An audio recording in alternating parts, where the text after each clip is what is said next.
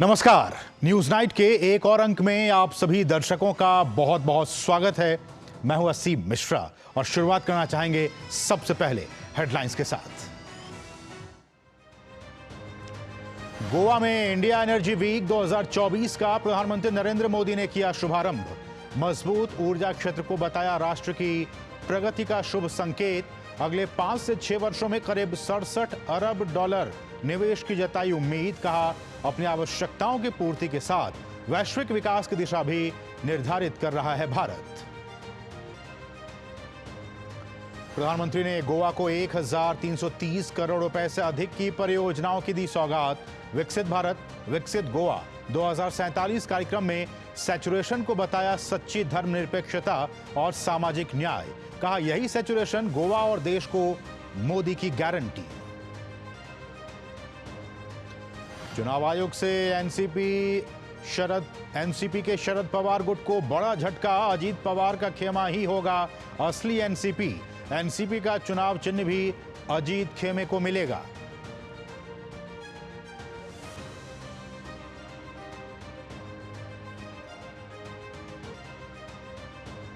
सभी शीर्ष परीक्षाओं में नकल पर नकेल कसने से संबंधित विधेयक को लोकसभा की मंजूरी। नए बिल में परीक्षा लीक में शामिल संगठित सिंडिकेट पर 1 करोड़ रुपए जुर्माने और 10 साल तक की सजा का प्रावधान। जम्मू कश्मीर में पहली बार स्थानीय निकाय चुनाव में ओबीसी आरक्षण से जुड़ा बिल भी लोकसभा से मंजूर। संविधान के अनुच्छेद 44 को सार्थकता प्रदान करने की दिशा में बड़ा कदम। उत्तराखंड विधानसभा में समान नागरिक संहिता विधेयक 2024 पेश। मुख्यमंत्री पुष्कर सिंह धामी ने कहा यूसीसी कानून लागू करने वाला देश का प्रथम राज्य बनेगा उत्तराखंड। शादी और तलाक जैसे कई कानूनों में होगा बदलाव।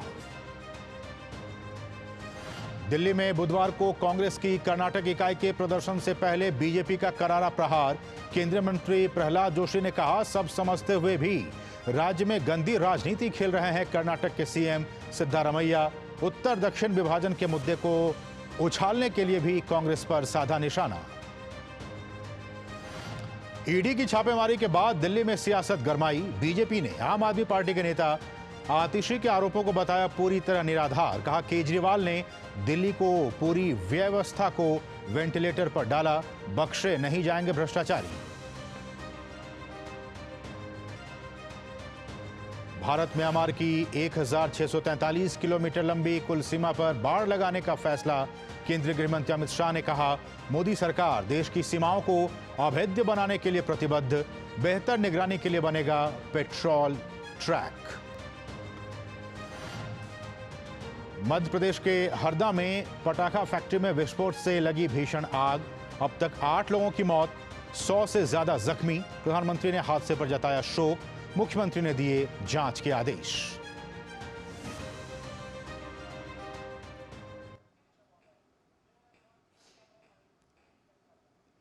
और आज की बड़ी खबर, इस वक्त की बड़ी खबर महाराष्ट्र से है। महाराष्ट्र की सियासत को लेकर एक बड़ा फैसला आया है चुनाव आयोग की तरफ से।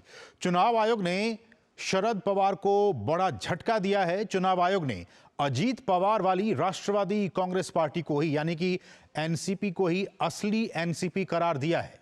अजीत पवार खेमे को ही पार्टी का चुनाव चिन्ह भी मिल गया है।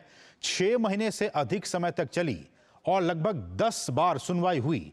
उसके बाद चुनाव आयोग ने एनसीपी में विवाद का निपटारा किया और अजीत पवार के नेतृत्व वाले गुट के पक्ष में ये अहम फैसला सुनाया। इस वक्त की ये बड़ी खबर, ब्रेकिंग न्यूज। शरद पवार को झटका लगा है निर्वाचन आयोग की तरफ से। अजीत पवार खेमा ही असली एनसीपी, ये निर्वाचन आयोग ने कहा है। और अब एनसीपी का नाम और चुनाव चिन्ह घड़ी जो है वो भी अजीत पवार गुट के पास चला जाएगा। तो इस वक्त की बड़ी खबर, एक लंबी सुनवाई के बाद निर्वाचन आयोग ने यह फैसला किया कि शरद पवार का जो एनसीपी वो नहीं, अब उनके भतीजे अजीत पवार का जो गुट है वही एनसीपी है। असली एनसीपी अजीत पवार का गुट है। हमारे साथ हमारे सहयोगी ऋषि कुमार लगातार बने हुए हैं। ऋषि, कितना बड़ा झटका शरद पवार के लिए माना जाए? ऋषि, आप हमें देखें तो जी जी जी जी बताइए। अगर इसे राजनीतिक लिहाज से देखें तो शरद पवार के पूरे जीवन की सियासत को यहाँ पर हम खत्म होते हुए देख सकते हैं, जबकि उन्होंने ये पार्टी खुद बनाई थी। अब उन्हें नए सिरे से एक नई पार्टी बनानी होगी, नया नाम देना होगा, नया चुनाव चिन्ह उन्हें हासिल करना होगा। ये जो पूरी कवायद है शरद पवार के लिए एक बहुत बड़ा सियासी झटका है और इस सियासी झटके के बाद शरद पवार को निश्चित तौर से अपनी एक नई पार्टी बनाने की कवायद शुरू करनी होगी।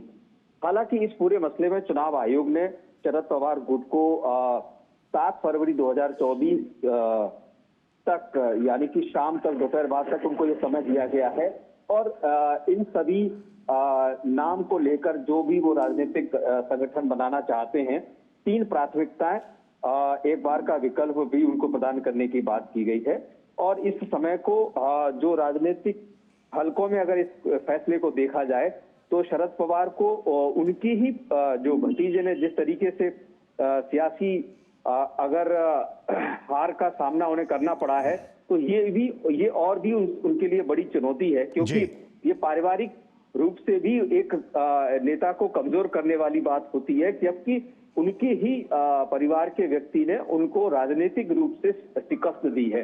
तो अगर इसके सियासी मायने देखे जाएं तो बहुत बड़े मायने हैं। शरद पवार एक राजनीतिक नाम जो महाराष्ट्र की राजनीति में था, अब उसे नए सिरे से अपनी कवायद को शुरू करना होगा। इस पूरी की पूरी अगर हम असीम फैसले को देखें तो चुनाव आयोग ने 10 से अधिक जो सुनवाई हुई है उसमें ये पूरा का पूरा जो कवायद है दोनों पक्षों की तरफ से कि कौन असली है कौन नकली है इसको सुनवाई की और इसमें जो सबसे महत्वपूर्ण पक्ष है जिसको कि अजीत पवार गुट ने इस बाजी को जीतने में कामयाबी जो उन्हें हासिल हुई है उसका सबसे बड़ा है कि जो संगठनात्मक चुनावों में अजीत पवार ने संगठन पर कब्जा एक तरीके से किया और उसमें वो नेता बनकर उभरे, उसके आधार को उन्होंने सबसे बड़ा आधार माना है और इसी वजह से चुनाव आयोग ने सभी राजनीतिक दलों को इस मामले में सलाह भी दी है कि वो अपने सभी संगठनात्मक चुनावों को पब्लिक डोमेन में लाएं, वेबसाइट पर लेकर आए। तो अजीत पवार गुट के लिए एक बड़ी सफलता है, एक नई सियासत शुरू करने का मौका है, जबकि उनके पास नाम और जो प्रतीक है वो उनको विरासत के रूप में उन्होंने हासिल कर ही लिया है, लेकिन जो शरद पवार गुट है उसके लिए एक बड़ा झटका है। बिल्कुल, तो ठीक लोकसभा चुनाव से पहले शरद पवार को एक बड़ा झटका दिया गया है निर्वाचन आयोग की तरफ से। जो उनकी पार्टी एनसीपी, उसका अब असली एनसीपी अब अजीत पवार होंगे और जो घड़ी निशान जो चुनाव चिन्ह था वो भी अब अजीत पवार गुट को दे दिया गया है। बहुत बहुत शुक्रिया ऋषि इन तमाम ताज़ा अपडेट्स को हम तक पहुंचाने की। इस वक्त की बड़ी खबर कि अजीत पवार खेमा ही अब असली एनसीपी होगा। बढ़ेंगे दूसरी अहम खबर की तरफ। और सबसे तेजी से बढ़ती प्रमुख अर्थव्यवस्था, बढ़ते उपभोक्ता आधार और आकर्षक निवेश वातावरण के साथ बीते वर्षों में भारत ने ऊर्जा परिदृश्य में अपनी एक खास जगह बनाई है। वैश्विक ऊर्जा इकोसिस्टम में भारत के बढ़ते वैश्विक प्रभाव के बीच मंगलवार को इंडिया एनर्जी वीक के दूसरे संस्करण का उद्घाटन गोवा में प्रधानमंत्री नरेंद्र मोदी ने किया और उन्होंने आधुनिक युग में ऊर्जा की जरूरत, संरक्षण और वैकल्पिक साधनों की चर्चा की। गोवा में आयोजित कार्यक्रम का मकसद प्रकृति के संरक्षण के साथ ऊर्जा के संसाधनों को भी विकसित करना है। आधुनिक युग में बिना ऊर्जा कुछ कल्पना करना भी मुश्किल है। रसोई में एलपीजी गैस हो या फिर यातायात का कोई भी साधन, सब कुछ ऊर्जा पर निर्भर है। ऊर्जा संसाधनों, नए विकल्प, नई तकनीक को लेकर गोवा में इंडिया एनर्जी वीक कार्यक्रम का शुभारंभ हुआ। इस दौरान प्रधानमंत्री ने विकसित हो रही तकनीक और अत्याधुनिक संसाधनों से जुड़ी प्रदर्शनी का अवलोकन किया। मौजूदा दौर में भारत दुनिया का तीसरा बड़ा ऊर्जा खपत करने वाला देश बन चुका है। उम्मीद जताई जा रही है कि साल 2045 तक खपत दोगुनी हो जाएगी। नई चुनौतियों और पर्यावरण संरक्षण को देखते हुए देश ने पारंपरिक ऊर्जा स्रोतों का विकल्प तैयार करने और वैकल्पिक ऊर्जा स्रोतों को बढ़ावा देने की दिशा में बीते 10 साल में अभूतपूर्व प्रगति की है। 10 साल पहले हमारे यहाँ पेट्रोल में इथेनॉल की ब्लेंडिंग 1.5% के आसपास थी। 2023 में ये 12% से अधिक हो गई है। इससे लगभग 42 million metric ton carbon emission घटा है। नई दिल्ली में आयोजित G20 शिखर सम्मेलन के दौरान भारत ने बायोफ्यूल अलायंस को लेकर बड़ी पहल की थी। जो कि प्रकृति का संरक्षण तो करेगी ही, साथ ही पेट्रोल डीजल की खपत को भी कम करेगी। अब तक अलायंस में 22 देश और 12 वैश्विक संस्थाएं जुड़ चुकी हैं। जलवायु परिवर्तन की चुनौतियों को देखते हुए भारत ने साल 2070 तक जीरो कार्बन उत्सर्जन का लक्ष्य निर्धारित किया है, जबकि वैश्विक कार्बन उत्सर्जन में भारत का योगदान अन्य देशों के मुकाबले कम है। Bharat renewable energy installed capacity में विश्व में चौथे स्थान पर है। हमारी इंस्टॉल इलेक्ट्रिसिटी कैपेसिटी, इसका 40% हिस्सा नॉन फॉसिल फ्यूल सोर्सेज से आता है।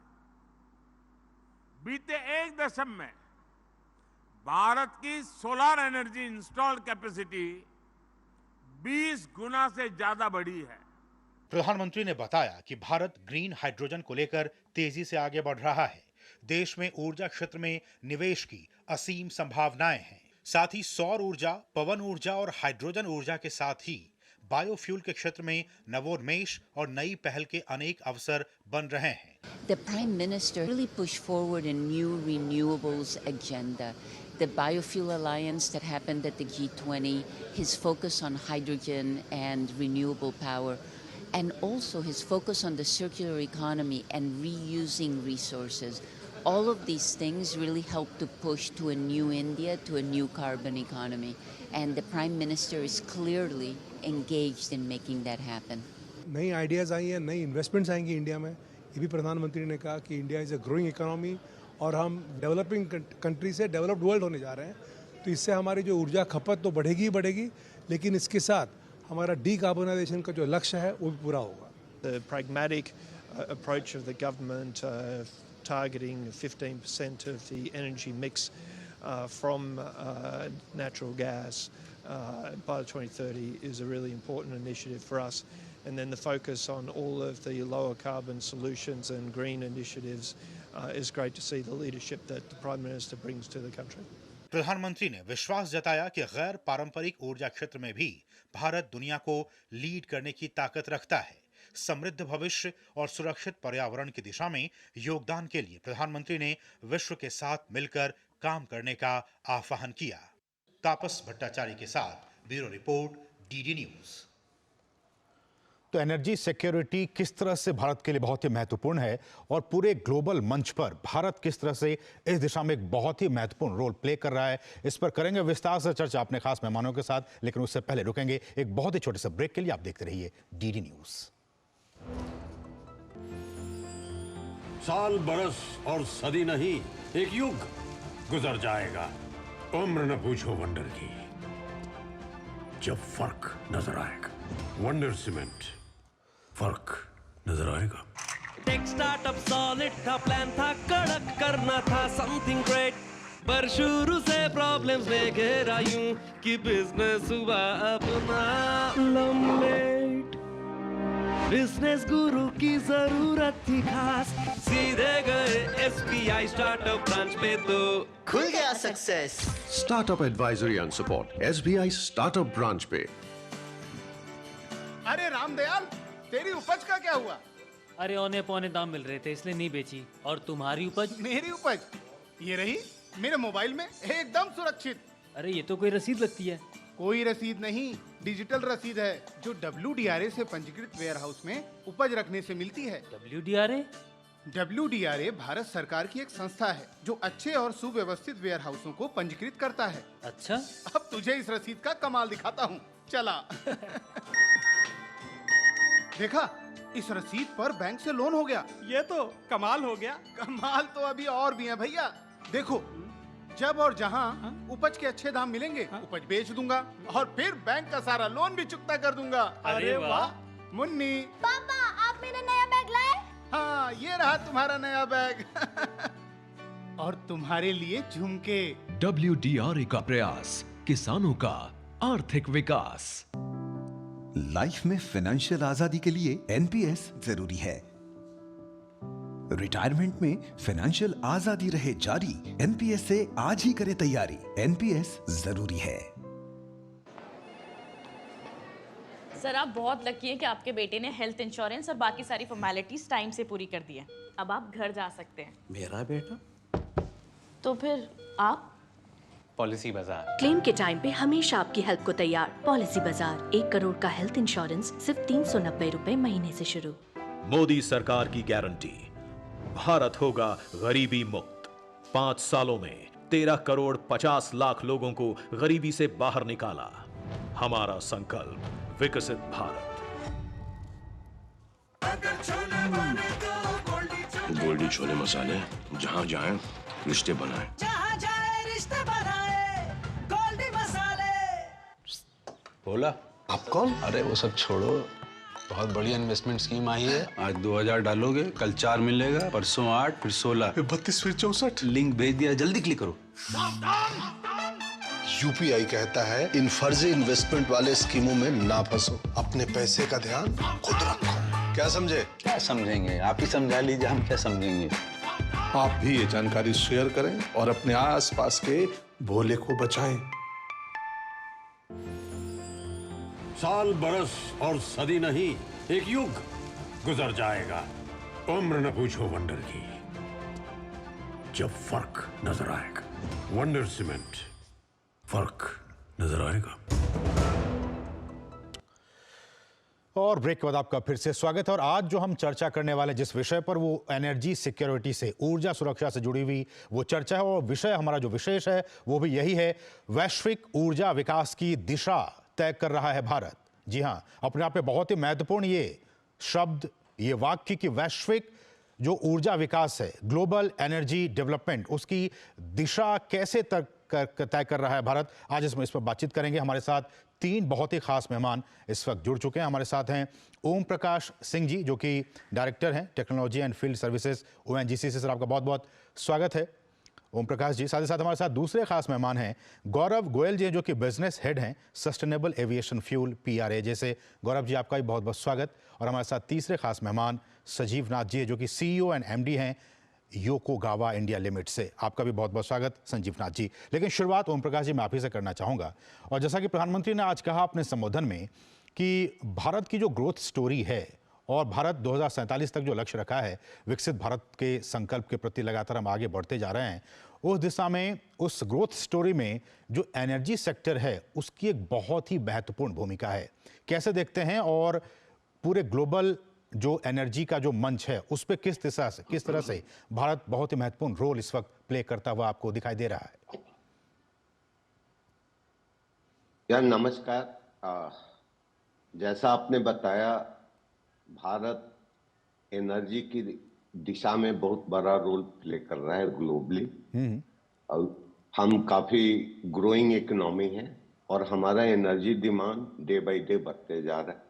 एनर्जी डिमांड को मीट करने के लिए हमारे मंत्रालय ने जैसे गैस कंजम्पशन को बढ़ाने का लक्ष्य निर्धारित किया है। जैसे अभी एट प्रेजेंट 6 पॉइंट समथिंग हमारा गैस का कंजम्पशन है, उसको हम 15% तक लेके जाएंगे। बेसिकली गैस जो है, gas consumption it's a transition fuel है। तो अगर ग्रीन एनर्जी की हम बात करते हैं तो ट्रांजिशन फ्यूल के लिए गैस का उपयोग बढ़ना भारत में बहुत ही जरूरी है, बिकॉज इससे हमारा कार्बन इमिशन कम होगा। और देश और हमारे प्रधानमंत्री जी ने जो ये लक्ष्य रखा है कि 2070 तक हम कार्बन न्यूट्रल हो जाएंगे, उसमें गैस इकोनॉमी एक बहुत बड़ा रोल प्ले करने वाला है। जैसा कि आप देख रहे हैं, अभी IEW में आप ही के चैनल पे देख रहा था, अभी IEW गोवा में चल रहा है, 4 दिन का इवेंट है।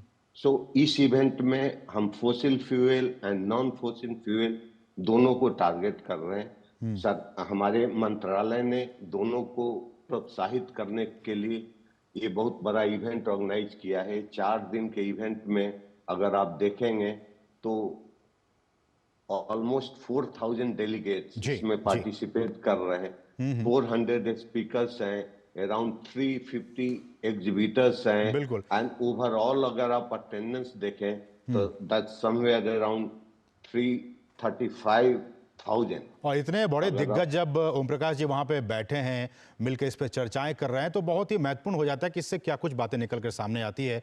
और भारत के लिए तो और भी महत्वपूर्ण हो जाता है। वो इसलिए भी कि प्रधानमंत्री ने आज कहा, गौरव जी, कि हमारी जो प्राइमरी एनर्जी डिमांड है वो 2045 तक अभी के मुकाबले दोगुनी हो जाएगी। ऐसे में जब दोगुनी हो जाएगी तो ऐसे में हमारा जो एनर्जी सेक्टर है, और हम जानते हैं कि 2070 तक प्रधानमंत्री ने कहा कि हम कार्बन न्यूट्रल कंट्री के तौर पर भी खुद को स्थापित करना चाह रहे हैं। ऐसे में किस तरह से देखते हैं कि भारत को एनर्जी के किस वैकल्पिक स्रोत पर सबसे ज्यादा ध्यान देने की जरूरत है? जी धन्यवाद, नमस्कार। जैसा कि आप जानते हैं कि बायोफ्यूल्स एक बहुत ही वायबल सॉल्यूशन हो सकता है इस समस्या का, क्योंकि हमारा देश जो है वो बायो स्रोत में या फिर बायोमास के अंदर बहुत ही इंडिपेंडेंट है, बहुत ज्यादा मात्रा में हमारे यहाँ पाया जाता है। और उसको हम अगर फ्यूल में कन्वर्ट करते हैं तो एक तो ये हमारी जो डिपेंडेंसी है बाहर से कच्चे तेल का हम आयात करते हैं उसको ऑफसेट करने में हमारी मदद करेगा। उसके अलावा जो ग्रीन हाउस गैस इमिशन है उसको काफी हद तक कट करेगा। आप जानते हैं कि इथेनॉल ब्लेंडिंग प्रोग्राम जो प्रधानमंत्री जी ने शुरू किया था और 2025 तक हमारा लक्ष्य है कि हम 20% तक उसको लेके जाएं। उससे अभी मैं आज ही पढ़ रहा था, हमारे जो हरदीप सिंह पुरी साहब हैं उन्होंने बताया कि लगभग $10 बिलियन की विदेशी मुद्रा का हमने बचाव किया है और उसके साथ साथ बहुत ज्यादा मात्रा में कार्बन एमिशन को कम किया। तो इसके कई मल्टीपल इफेक्ट हैं और ये पर्यावरण को भी सहायता करता है, हमारे विदेशी मुद्रा भंडार को भी सहायता करता है और किसानों को भी लाभ पहुंचाता है। तो मेरे ख्याल से वो एक रास्ता है जो हमको अपनाना चाहिए। जी, और उन्होंने संजीव नाथ जी 2025 तक प्रधानमंत्री ने कहा है कि यानी कि अगले 1 साल के भीतर जो पेट्रोल में इथेनॉल ब्लेंडिंग का जो काम है उसको भी 20% तक कर दिया जाएगा। तो ऐसे में जो हमारा जो कार्बन फुटप्रिंट है उस पर भी लगातार सरकार गंभीर है कि वो कम से कम हो सके। ग्लोबल वार्मिंग पे को लेकर भी हम काफ़ी संजीदा हैं और हमारा जो एनर्जी बास्केट है हम चाहते हैं कि उसमें भी जो इम्पोर्ट हम कर रहे हैं वो भी कम से कम हो सके। नमस्कार असीम जी, आज माननीय प्रधानमंत्री ने सीईओ लोगों को और बाकी सब लोगों को बहुत सारा प्रोत्साहन दी। उन्होंने ये कहा कि इनोवेशन कीजिए ताकि हम सेल्फ सफिशिएंट हो जाए। बिल्कुल, ये जो एनर्जी है हमारी तरफ से ये सोसाइटी की काम आनी चाहिए। उनकी जो तरकीबें हैं हम अगर इस्तेमाल करें तो एक्चुअली हम कार्बन न्यूट्रल भी बन जाएंगे, हम सेल्फ सफिशिएंट भी बन जाएंगे। अगर आप देखेंगे कि आज के तारीख में हम बात करें आम आदमी के बारे में, आम सोसाइटी के बारे में, तो अगर हम solar energy, renewable energy, bio ethanol energy अगर हम इस्तेमाल करना चाहे तो वो ग्रिड में वापस बेच सकते हैं, जिसके कारण डीकार्बनाइजेशन कम हो जाती है। बिल्कुल। तो 2070 की जो प्रधानमंत्री की सपना है, जो एक्सेलरेटेड प्रोग्राम है, वो हम साकार करके दिखा पाएंगे अगर हम प्रधानमंत्री जी के बातों पर अमल करें। अगर आप देखेंगे कि हर क्षेत्र में आत्मनिर्भरता की प्रोत्साहन प्रधानमंत्री जी दे रहे थे। अगर कार्बन फुटप्रिंट आपको कम करना है तो आपको एक मिक्स रिन्यूएबल और कोल फ्यूल्ड एनर्जी का करना पड़ेगा, जिसके कारण हम सफिशिएंट हो जाए। तो ये आम आदमी के लिए बेनिफिशियल है, क्योंकि आम आदमी ना एनर्जी बना पाएंगे, वो एक्चुअली ग्रिड में सेल भी कर पाएंगे। और प्रधानमंत्री चाहते हैं कि मल्टीनेशनल कंपनीज और इंडियन कंपनीज मिलके ये ड्रीम अमल करें, क्योंकि ये बहुत ऊंची बात है कि हम आगे चल के एनर्जी सेल्फ रिलायंट बने। बिल्कुल बिल्कुल। ऐसे में ओम प्रकाश जी ये भी काफ़ी महत्वपूर्ण हो जाता है कि जिस तरह से हमारा जो प्रधानमंत्री ने कहा कि जो प्राइमरी एनर्जी मिक्स है उसमें नेचुरल गैस को हमने बढ़ाया है काफ़ी, और जैसा कि आपने कहा भी कि जो गैस बेस्ड इकोनॉमी है हम उसकी तरफ लगातार आगे बढ़ते जा रहे हैं। और प्रधानमंत्री ने ये भी कहा कि अगले 5 से 6 वर्षों में $67 बिलियन का इसमें निवेश होता हुआ वो देख रहे हैं। तो ऐसे में हमारा जो एनर्जी सेक्टर है, खासकर गैस बेस्ड एनर्जी इकोनॉमी, उसमें हम किस तरह से आगे बढ़ते हुए दिखाई दे रहे हैं? नहीं, हम काफी उन्नति कर रहे हैं गैस बेस्ड इकोनॉमी में। हमारा परसेंटेज गैस कंजम्पशन बढ़ते जा रहा है ओवरऑल एनर्जी बास्केट में। और जैसा प्रधानमंत्री जी का विजन है कि हम ये 15% तक लेके जाएंगे, जो अभी 6.5% और इस रेंज में है। तो अगर हम ये 9 या 9%, 8% अगर हम गैस बेस्ड इकोनॉमी के तरफ बढ़ते हैं, हम गैस का कंजम्पशन बढ़ाते हैं, तो हमारा जो इंपोर्ट है उस पर भी इम्पैक्ट होगा। जैसे मेरे को पैनलिस्ट ने भी सजेस्ट किया कि biofuel it's a very good alternative, कि हम बायोफ्यूल का अगर यूज करें तो उससे भी हमारा काफी इंपोर्ट बिल नीचे जाएगा। बिकॉज अगर आप ओवरऑल इकोनॉमी में देखें तो इंपोर्ट ऑन क्रूड ये बहुत बड़ा फैक्टर है टोटल इंपोर्ट में। I think it's somewhere it's a very big percentage. तो अगर हम गैस बेस्ड इकोनॉमी की तरफ बढ़ते हैं, जैसे आपने अभी देखा होगा ईस्ट कोस्ट में भी ओएनजीसी का भी प्रोजेक्ट है, जहां से हम काफी गैस के उत्पादन की उम्मीद रखते हैं, और ये बहुत जल्दी ही हम चालू करने वाले हैं। अभी जैसे कुछ और प्राइवेट ऑपरेटर्स ने भी गैस का कंजम्पशन बढ़ाया है, बिल्कुल उत्पादन बढ़ाया है। तो ये सब मिला के हमारा गैस का इंपोर्ट भी कम होगा और स्वदेशी गैस हम ज्यादा से ज्यादा उत्पादित कर पाएंगे। लेकिन गौरव जी, हम जानते हैं कि सरकार ने ये भी फैसला किया कि 1 लाख जो घर हैं उनके ऊपर सोलर रूफटॉप बनाए जाएंगे। इससे जो रिन्यूएबल एनर्जी है उससे हमें कहीं ना कहीं बहुत ज्यादा फायदा होगा। इस कदम को आप कैसे देखते हैं, खासकर एनर्जी सिक्योरिटी के लिहाज से? ये बहुत अच्छा कदम है। इसके 2 फायदे होंगे। एक तो जो आम हाउस होल्ड है वो एक उसकी डिपेंडेंसी ग्रिड के ऊपर कम होगी, और हमारी जो अभी बहुत सारा बिजली उत्पादन जो है वो कोयले से हो रहा है, तो उसको हम काफी हद तक रिप्लेस करने में सफल होंगे।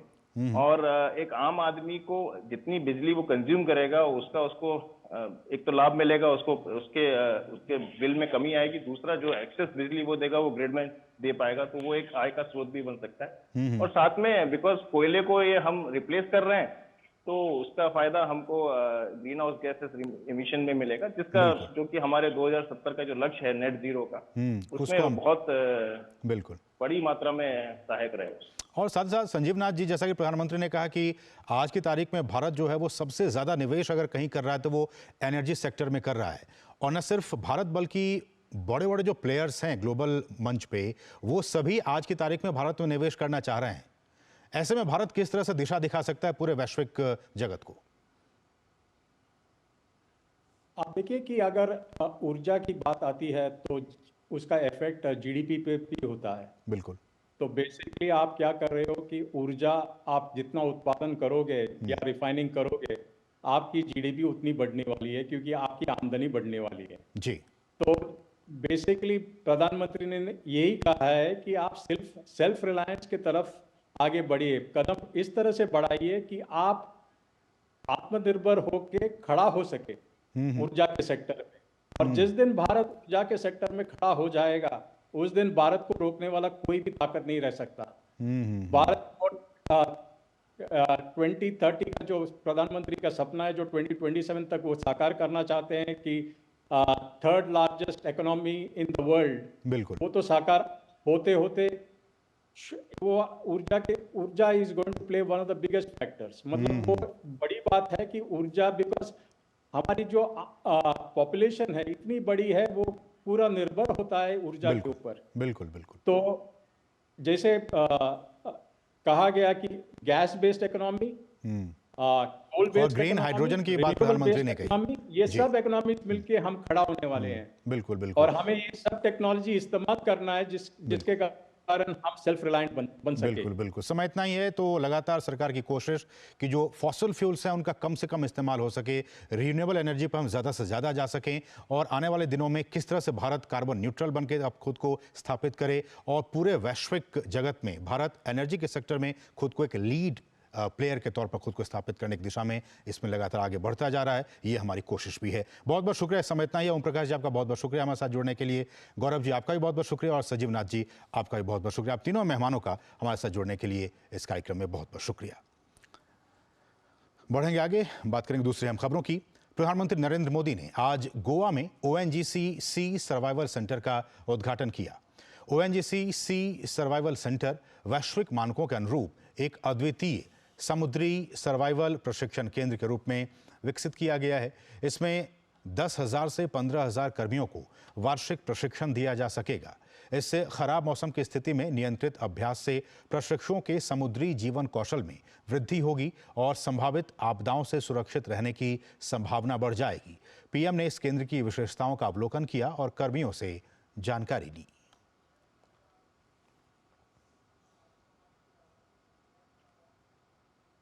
रुकेंगे एक और छोटे से ब्रेक के लिए। आप देखते रहिए डीडी न्यूज। साल, बरस और सदी नहीं, एक युग गुजर जाएगा। उम्र न पूछो वंडर की, जब फर्क नजर आएगा। वंडर सीमेंट, फर्क नजर आएगा। Got it. सोचिए, अगर असल जिंदगी में ऐसी हालत हो तो कितनी मुश्किलें होती हैं, लेकिन शुक्र है बैंकिंग के लिए नहीं। अगर आपकी उम्र 70 साल से अधिक हो या आप दिव्यांग हो तो बैंक आपको कुछ जरूरी बैंकिंग सुविधाएं घर बैठे बैठे दे सकता है। आरबीआई कहता है, जानकार बनिए, सतर्क रहिए।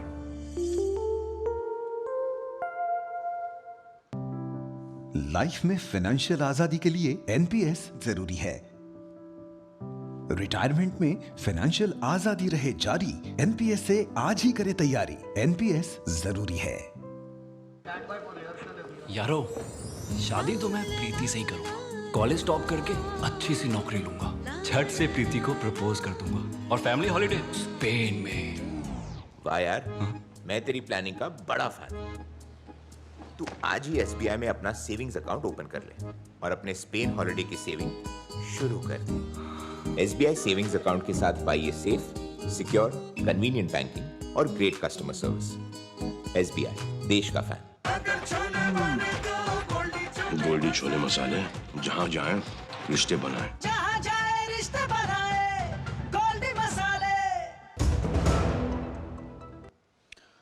और ब्रेक के बाद आपका फिर से स्वागत है। प्रधानमंत्री नरेंद्र मोदी ने गोवा में एक सार्वजनिक कार्यक्रम में 1330 करोड़ रुपए से अधिक की परियोजनाओं का उद्घाटन और शिलान्यास किया। उन्होंने गोवा के राष्ट्रीय प्रौद्योगिकी संस्थान के स्थायी परिसर का भी उद्घाटन किया। उन्होंने राष्ट्रीय जल क्रीड़ा संस्थान के नए परिसर का लोकार्पण किया। ये संस्थान जनता और सशस्त्र बलों दोनों के लिए जल क्रीड़ा और जल रेस्क्यू गतिविधियों को बढ़ावा देने के मकसद से 28 विशेष पाठ्यक्रम शुरू करेगा। पीएम मोदी ने दक्षिण गोवा में 100 टीपीडी एकीकृत अपशिष्ट प्रबंधन सुविधा का भी उद्घाटन किया। इसे 60 टीपीडी गीले कचरे और 40 टीपीडी सूखे कचरे को वैज्ञानिक तकनीक से प्रशोधन के लिए डिजाइन किया गया है। प्रधानमंत्री ने पणजी और रीस मैगोस को जोड़ने वाली पर्यटन गतिविधियों के साथ साथ यात्री रोपवे की भी आधारशिला रखी। उन्होंने दक्षिण गोवा में 100 एमएलडी जल उपचार संयंत्र के निर्माण की आधारशिला भी रखी। गोवा के विकास के लिए 1300 करोड़ रुपए की योजनाओं का लोकार्पण और शिलान्यास हुआ है। शिक्षा, स्वास्थ्य और पर्यटन से जुड़ी ये परियोजनाएं गोवा के विकास को और रफ्तार देगी। आज यहां नेशनल इंस्टीट्यूट ऑफ टेक्नोलॉजी और national institute of water sports के कैंपस का उद्घाटन हुआ है। इससे यहां पढ़ने और पढ़ाने वालों की सुविधा और बढ़ेगी। उन्होंने प्रधानमंत्री रोजगार मेले के तहत विभिन्न विभागों में 1930 नई सरकारी भर्तियों को नियुक्ति आदेश दिए और विभिन्न कल्याणकारी योजनाओं के लाभार्थियों को स्वीकृति पत्र भी सौंपे। प्रधानमंत्री ने गरीबों तक सरकार की योजनाओं को 100% पहुंचाने को सच्चा सामाजिक न्याय बताया। उन्होंने कहा कि जब सैचुरेशन आता है तो समाज से भेदभाव मिट जाता है। जब सैचुरेशन होता है तो भेदभाव खत्म हो जाता है। जब सैचुरेशन होता है तो हर लाभार्थी तक पूरा लाभ पहुंचता है। जब सैचुरेशन होता है तो लोगों को अपना हक पाने के लिए रिश्वत नहीं देनी होती। इसलिए मैं बार बार कहता हूं कि सेचुरेशन ही सच्चा सेक्युलरिज्म है। सेचुरेशन ही सच्चा सामाजिक न्याय है। यही सेचुरेशन गोवा को, देश को मोदी की गारंटी है। और अब खबर संसद से है, जहां मंगलवार को लोक महत्व से जुड़े कई विधेयक संसद के दोनों ही सदनों से पारित हुए। लोकसभा में जहां प्रतियोगी परीक्षाओं में गड़बड़ी और अनियमितताओं से सख्ती से निपटने के लिए लोक परीक्षा अनुचित साधन रोकथाम विधेयक 2024 पास हुआ, तो वहीं राज्यसभा में भी कई अहम विधेयक पारित हुए। संसद के दोनों सदनों में मंगलवार को जमकर कामकाज हुआ। लोकसभा में अहम बिल चर्चा के बाद पारित किए गए। मेरे विचार में निर्णय हवालों के पक्ष में, हवालों के प्रस्ताव स्वीकृत हुआ, विधेयक पारित हुआ। लोक परीक्षा अनुचित साधन निवारण विधेयक 2024 बिल को चर्चा के बाद सदन से पारित किया गया। विधेयक में परीक्षा पत्रों को लीक कराने और अनुचित तरीके अपनाने वाले संगठित सिंडिकेट पर नकेल कसने के लिए सख्त प्रावधान किए गए हैं। इसके अलावा सजा के प्रावधान भी किए गए हैं। इस प्रस्तावित कानून के दायरे में UPSC, SSB, RRB, banking, NEET, JEE, CUET जैसी परीक्षाएं भी आएंगी। नए बिल में परीक्षा में शामिल संगठित सिंडिकेट पर 1 करोड़ रुपए का जुर्माना और 10 साल तक की सजा का प्रावधान किया गया है। छात्रों और परीक्षार्थियों को इस दायरे में नहीं रखा गया है। जहां पर के ऑर्गेनाइज्ड क्राइम करने वाले ये दुष्ट लोग, ये जो गुनाह का पाप करते हैं, और हमारी भावी युवा पीढ़ी जिसकी ऊर्जा और जिसकी सामर्थ्य सन 2047 के भारत के लिए अनिवार्य है, उसके साथ खिलवाड़ करते हैं, उनके लिए सजा की कोई ना कोई प्रावधान हो, जो अभी तक हमारे कानून में नहीं थी, उसी को लेकर के ये विधेयक लाया गया है। इसके अलावा लोकसभा में जम्मू कश्मीर में स्थानीय निकायों से संबंधित कानून में संशोधन के प्रस्ताव वाला विधेयक भी चर्चा के बाद पारित किया गया। प्रस्ताव स्वीकृत हुआ, विधेयक पारित हुआ। इसके जरिए जम्मू कश्मीर में पंचायतों और नगर पालिकाओं में अन्य पिछड़ा वर्ग ओबीसी को आरक्षण देने का रास्ता साफ हो चला है। ओबीसी के लिए पंचायती राज्यों में और नगर निकायों में जम्मू कश्मीर में लाया गया है, उसके समर्थन का नाटक कर रहे थे और बार बार उसको कहीं न कहीं घुमा रहे थे। मैं इनको स्पष्ट कहना चाहूँगा, जिस प्रकार से घुमाइए या जिस प्रकार से घूमिए, मैं जम्मू कश्मीर तक की बात कर रहा हूं, जहां भी जाइएगा हर जगह आपको मोदी मोदी मोदी और मोदी का विकास ही मिलेगा, विकास ही। उधर राज्यसभा में भी जल प्रदूषण निवारण और नियंत्रण संशोधन विधेयक सहित कई अहम बिल पारित किए गए। जल प्रदूषण निवारण और नियंत्रण संशोधन बिल में छोटी मोटी गलती के लिए किसी को सजा न देकर सिर्फ अर्थदंड लगाने का प्रावधान किया गया है। केंद्रीय वन एवं जलवायु परिवर्तन मंत्री भूपेंद्र यादव ने कहा कि इस बिल के माध्यम से वाटर एक्ट 1974 में संशोधन लाकर पर्यावरण संरक्षण संबंधी कार्यों को आगे बढ़ाना आसान होगा। By this present amendment under section 4 of this Water Act is proposed to be amended to streamline and uniform the qualification and manner of appointment of chairperson of State Pollution Control Board. The amendment will provide for a certain mandatory qualifications, experience and procedure to ensure fair and transparent appointment of chairperson. दो अन्य पारित विधेयक संविधान संशोधन विधेयक हैं, जो आंध्र प्रदेश और ओडिशा से संबंधित हैं। संविधान अनुसूचित जनजाति आदेश संशोधन विधेयक 2024 में आंध्र प्रदेश में अनुसूचित जनजातियों की सूची में संशोधन का प्रस्ताव है। इसमें आंध्र प्रदेश की अनुसूचित जनजातियों की सूची में कुछ नई जातियों को जोड़ने का प्रावधान है, जबकि संविधान अनुसूचित जाति और जनजाति आदेश संशोधन विधेयक 2024 भी पारित किया गया। इस विधेयक में ओडिशा में अनुसूचित जाति और जनजातियों की सूची में संशोधन का प्रस्ताव है। नीरज सिंह और शैलेंद्र मिश्र के साथ राजेश राज, डीडी न्यूज, दिल्ली। और वहीं लोकसभा में मंगलवार को सत्ता पक्ष और विपक्ष के बीच तीखी नोकझोंक हो गई। दरअसल डीएमके के नेता टीआर बालू ने केंद्रीय राज्य मंत्री एल मुरुगन पर कुछ अनुचित असंसदीय टिप्पणी की, जिस पर भाजपा सांसदों ने कड़ी नाराजगी जताई। संसदीय कार्य मंत्री प्रहलाद जोशी और संसदीय कार्य राज्य मंत्री अर्जुन राम मेघवाल ने डीएमके के वरिष्ठ नेता से मुआफी की मांग की है। संसद के दोनों सदनों में खूब कामकाज देखने को मिल रहा है। लोकसभा में मंगलवार को कई अहम सवालों के उत्तर दिए गए। प्रश्नकाल के दौरान सत्ता पक्ष और डीएमके सांसदों के बीच खूब नोकझोंक देखने को मिली। तमिलनाडु को आपदा राहत से जुड़े सवाल के उत्तर के बीच डीएमके सांसद टीआर बालू ने सूचना एवं प्रसारण राज्य मंत्री एल मुरुगन के खिलाफ आपत्तिजनक टिप्पणी की, जिसके बाद सत्ता पक्ष की तरफ से उनसे माफी की मांग की गई। How can you call him unfit?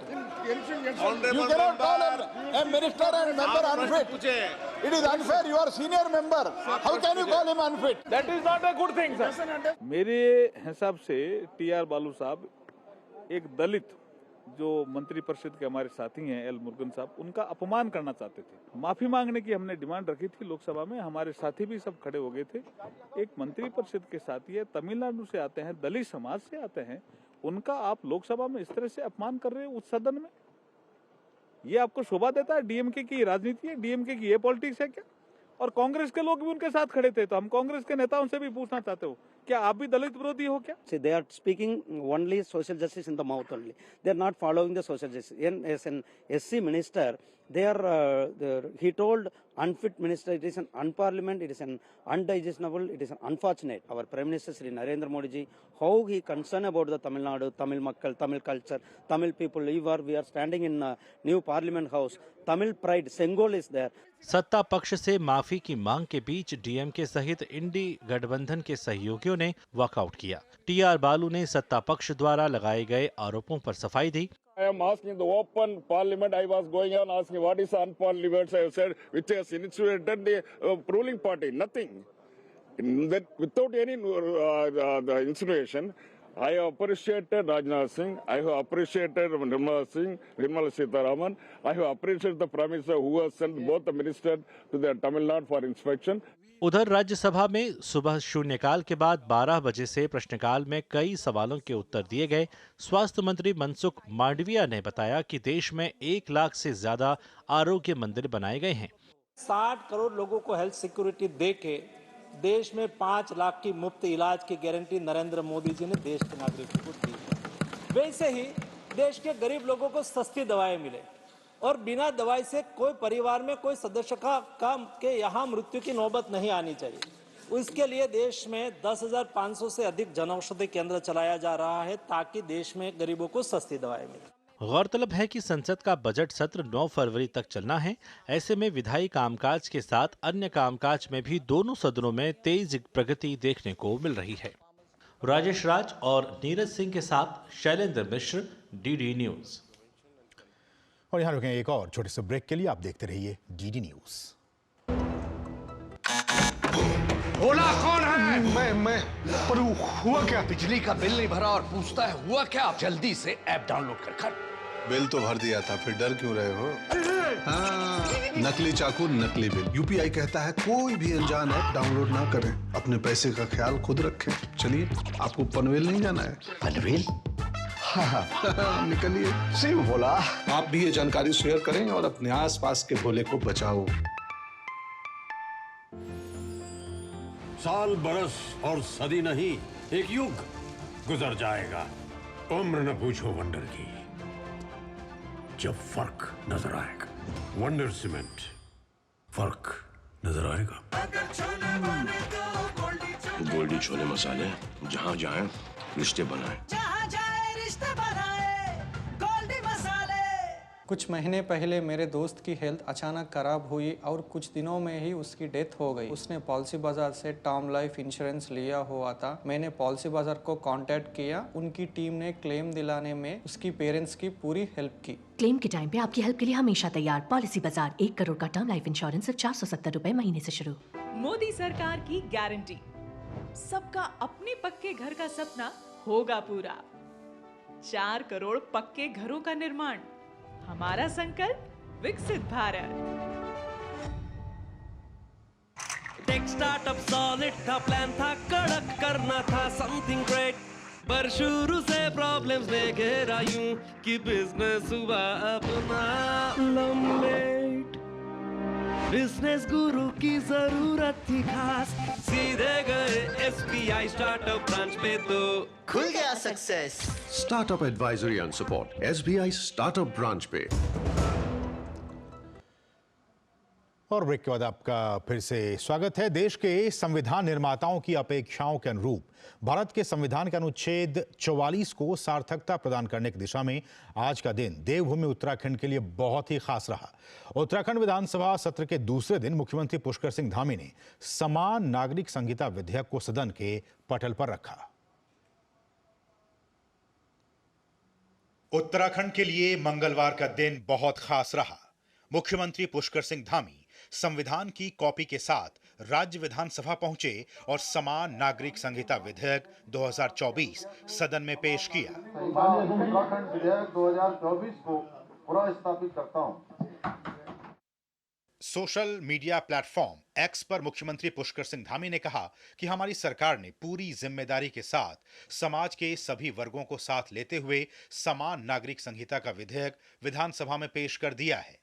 देवभूमि के लिए वो ऐतिहासिक क्षण निकट है जब उत्तराखंड आदरणीय प्रधानमंत्री नरेंद्र मोदी जी के विजन एक भारत श्रेष्ठ भारत का मजबूत आधार स्तंभ बनेगा।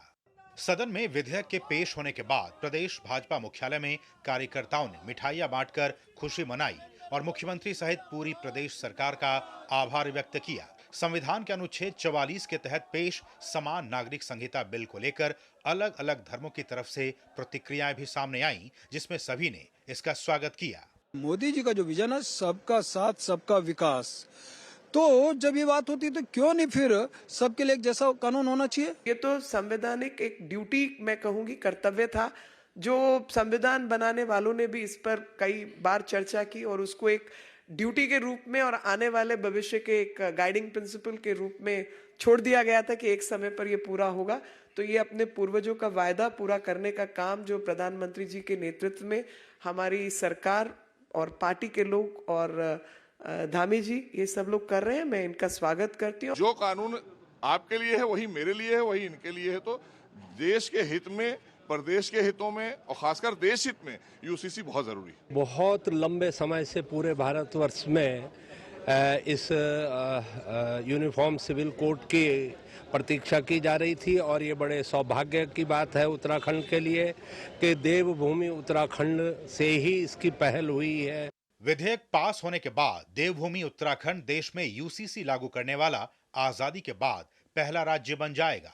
समान नागरिक संहिता लागू करने के लिए मुख्यमंत्री पुष्कर सिंह धामी ने 27 मई 2022 को जस्टिस रंजना प्रकाश देसाई सेवानिवृत्त की अध्यक्षता में 5 सदस्यीय विशेषज्ञ समिति गठित की थी। कमेटी को समान नागरिक संहिता पर ऑनलाइन और ऑफलाइन दोनों तरीकों से करीब 20 लाख सुझाव मिले। इनमें से कमेटी ने लगभग 2.5 लाख लोगों से सीधे मिलकर इस मुद्दे पर उनकी राय जानी।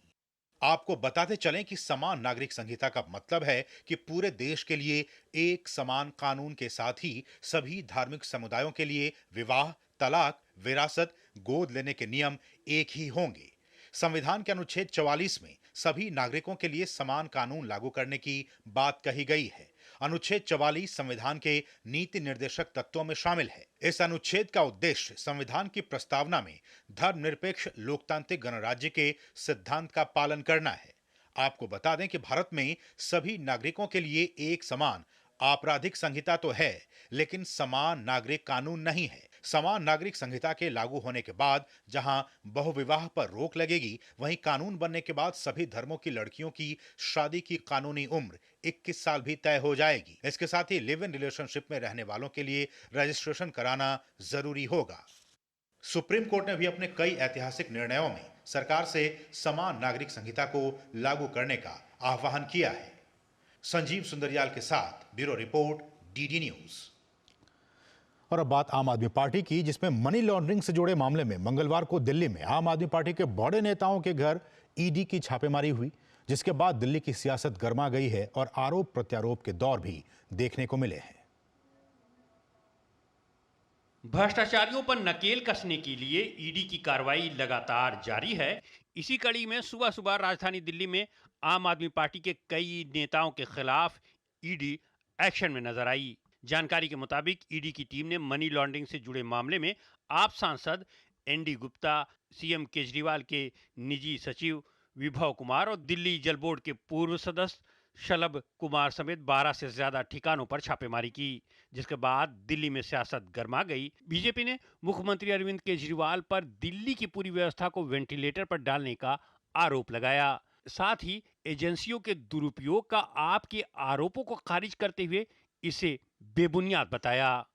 मैं ये प्रश्न सीधे तौर पर करी हूँ कि when are you going to present yourself before the ED. 3 CT scan है दिल्ली के 3 करोड़ लोगों के ऊपर। स्कूलों के अंदर टीचर्स नहीं है, अस्पतालों में डॉक्टर्स नहीं है, बेड्स यहाँ पर नहीं है। तो पूरी दिल्ली को वेंटिलेटर पर, व्यवस्था को वेंटिलेटर पर डालने का काम जो है वो केजरीवाल ने किया है। और जो लोग वायदा करके आए थे कि हम सबसे ज्यादा ईमानदार, कट्टर ईमानदारी का वायदा करने वाले लोगों ने आज कट्टर बेईमान लोग कौन होते हैं उसको परिभाषित कर दिया है। आतिशी जी, आपकी सहेली कांग्रेस पार्टी ने भी कहा है प्रेस कॉन्फ्रेंस करके कि आप लोग शराब घोटाले में लिप्त हैं। क्या कांग्रेस पार्टी भी आपके खिलाफ है? और आतिशी जी ये भी बताइए कि जब आप अन्ना हजारे मूवमेंट में थे तब आप कहते थे पहले इस्तीफा होगा फिर होगी जांच। आज इस्तीफा तो दूर की बात, ना जांच में शामिल हो पाते हैं और इस प्रकार के बेबुनियाद आरोप लगाते हैं। ईडी की छापेमारी पर केंद्रीय गृह राज्य मंत्री अजय मिश्रा ने कहा कि संसद में प्रधानमंत्री नरेंद्र मोदी कह चुके हैं कि भ्रष्टाचार करने वालों को बख्शा नहीं जाएगा और पाई पाई चुकानी पड़ेगी। प्रधानमंत्री जी ने बताया है और सबके सामने बताया, आप सबने लोकसभा में देखा होगा। और जिस तरह से लोगों ने, जो पिछली सरकारों में लोग थे, दुर्भाग्य से वो लोग भी शामिल हैं, उनके साथ साथ जिन्होंने जो अलग अलग क्षेत्रों में काम कर रहे थे लेकिन उन्होंने इस देश या देश के लोगों की संपत्ति को लूटा है, प्रधानमंत्री जी ने साफ और स्पष्ट रूप से कहा है उन सबको पाई पाई चुकानी पड़ेगी। वहीं दिल्ली सरकार में मंत्री और आम आदमी पार्टी नेता आतिशी ने प्रेस कॉन्फ्रेंस कर ईडी की जांच पर सवाल उठाए। उन्होंने कहा कि 2 साल की जांच के बावजूद एजेंसियों को कथित आबकारी नीति घोटाले में कुछ नहीं मिला है। हालांकि इस मामले में आम आदमी पार्टी के कई नेता जेल में बंद हैं, जबकि खुद सीएम अरविंद केजरीवाल 5वीं बार समन किए जाने के बाद भी इस मामले में अब तक ईडी के सामने पेश नहीं हुए हैं। नीरज सिंह के साथ ब्यूरो रिपोर्ट, डीडी न्यूज। और कथित संसाधनों के वितरण के मुद्दे को लेकर हम कर्नाटक की बात कर रहे हैं तो कर्नाटक के मुख्यमंत्री सिद्धारमैया पर भाजपा ने मंगलवार को निशाना साधा और कहा कि कर्नाटक के मुख्यमंत्री के आरोपों में कोई ठोस आधार नहीं है। और वहीं संसदीय कार्य मंत्री प्रहलाद जोशी ने कहा कि 15वें वित्त आयोग ने किसी भी राज्य को विशेष अनुदान की सिफारिश नहीं की है। बीजेपी ने उत्तर दक्षिण विभाजन के मुद्दे को उछालने के लिए कर्नाटक के मुख्यमंत्री सिद्धारमैया पर निशाना साधा है। संसदीय कार्य मंत्री प्रहलाद जोशी ने सोशल मीडिया मंच एक्स पर विस्तार से बताया कि कर्नाटक के मुख्यमंत्री के आरोपों में कोई ठोस आधार नहीं है। उनका यह बयान कथित संसाधन वितरण मुद्दे को लेकर बुधवार को नई दिल्ली में कांग्रेस की कर्नाटक इकाई के प्रदर्शन से पहले आया है। प्रहलाद जोशी ने कहा कि 13 बार राज्य का बजट पेश कर चुके सीएम सिद्धारमैया समझते होंगे कि सार्वजनिक वित्त कैसे काम करता है। उन्होंने बताया कि 15वें वित्त आयोग ने किसी भी राज्य को विशेष अनुदान की सिफारिश नहीं की। ऐसे में अनुशंसा स्वीकार नहीं करने का सवाल ही नहीं उठता। उन्होंने कहा कि यूपीए के 10 साल की तुलना में कर्नाटक को केंद्र की सहायता अनुदान में भी 243% की वृद्धि हुई है, जिसमें एनडीए के 9 वर्षों में 2.08 लाख करोड़ रुपए जारी किए जा चुके हैं। वित्त वर्ष 2020-21 से कर्नाटक को पूंजीगत व्यय योजनाओं में सहायता के लिए 50 वर्षीय ब्याज मुक्त ऋण के रूप में 6,279.94 करोड़ रुपए प्रदान किए गए हैं। इस वित्तीय वर्ष में भी 18,005 करोड़ रुपए की अतिरिक्त सहायता अनुदान जारी करने का बजट रखा गया है। उन्होंने कहा कि मुझे विश्वास है कि कर्नाटक के मुख्यमंत्री ये सब समझते हैं, लेकिन वो अभी भी राज्य में गंदी राजनीति खेल रहे हैं। हालांकि कांग्रेस का कहना है कि कर्नाटक के लिए केंद्र की घोषणा के मुताबिक फंड नहीं मिला है। वहीं बीजेपी नेता और केंद्रीय मंत्री राजीव चंद्रशेखर ने कहा कि केंद्र सरकार किसी भी राज्य के साथ कोई भेदभाव नहीं करती। Whatever has been promised to the Karnataka, whatever the budget has been announced to Karnataka, we have not got the funds as per this one. Bharat सरकार कभी किसी स्टेट के अगेंस्ट डिस्क्रिमिनेट करता नहीं है। फाइनेंस कमीशन जो कहता है भारत सरकार को वही करना है और एक भी पैसा हम किसी स्टेट्स को डिस्क्रिमिनेट करके नहीं रोकते हैं। धन्यवाद प्रस्ताव पर चर्चा का जवाब देते हुए सोमवार को लोकसभा में प्रधानमंत्री ने भारतीयों को बांटने वाली राजनीति पर कड़े शब्दों में हमला बोला था। हो सकता है आपके यहाँ फिशरमैन माइनॉरिटी के ना हो सकता है आपके यहाँ पशुपालक माइनॉरिटी के ना हो सकता है किसान आपके यहाँ माइनॉरिटी के ना हो सकता है महिलाएं आपके यहाँ माइनॉरिटी में ना हो सकता है कि आपके यहाँ युवा में माइनॉरिटी। क्या हो गया है दादा? क्या देश के युवा की बात होती है? समाज के सब वर्ग नहीं होते हैं? क्या देश की नारी की बात होती है? देश की सभी नारी नहीं होती है?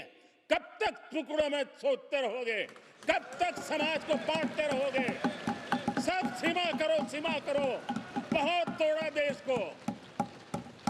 वित्त मंत्री निर्मला सीतारमण लोकसभा में यह स्पष्ट कर चुकी हैं कि कुछ राज्यों के कर हस्तांतरण के मामले में सरकार कुछ नहीं कर सकती क्योंकि ये पूरी तरह से वित्त आयोग की सिफारिशों पर आधारित है।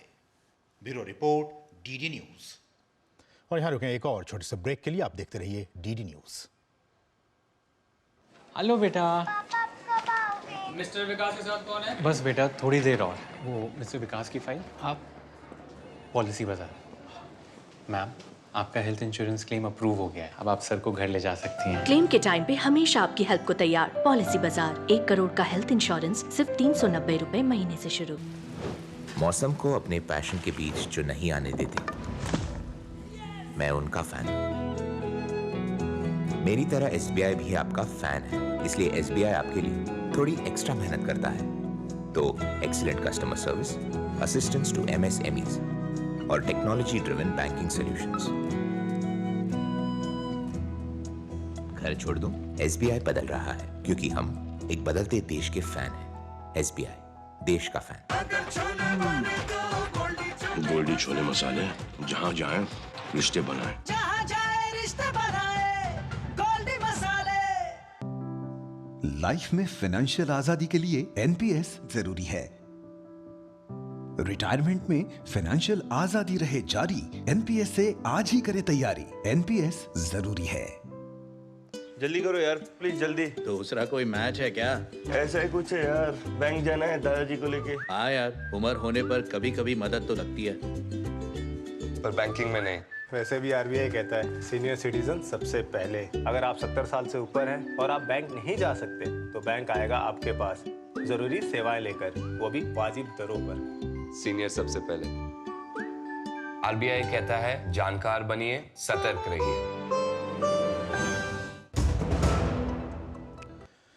और आगामी लोकसभा चुनाव से ठीक पहले भारतीय जनता पार्टी ने चुनावी अभियान और भी तेज कर दिया है। बीजेपी ने अपने ऑफिशियल सोशल मीडिया हैंडल पर प्रधानमंत्री नरेंद्र मोदी के 10 साल के कार्यकाल की उपलब्धियों पर आधारित एक फिल्म जारी की थी, जिसे प्रधानमंत्री मोदी ने शेयर किया है, जिसमें बताया गया है कि इन योजनाओं से देश में आज किस प्रकार एक नया परिवर्तन आया है।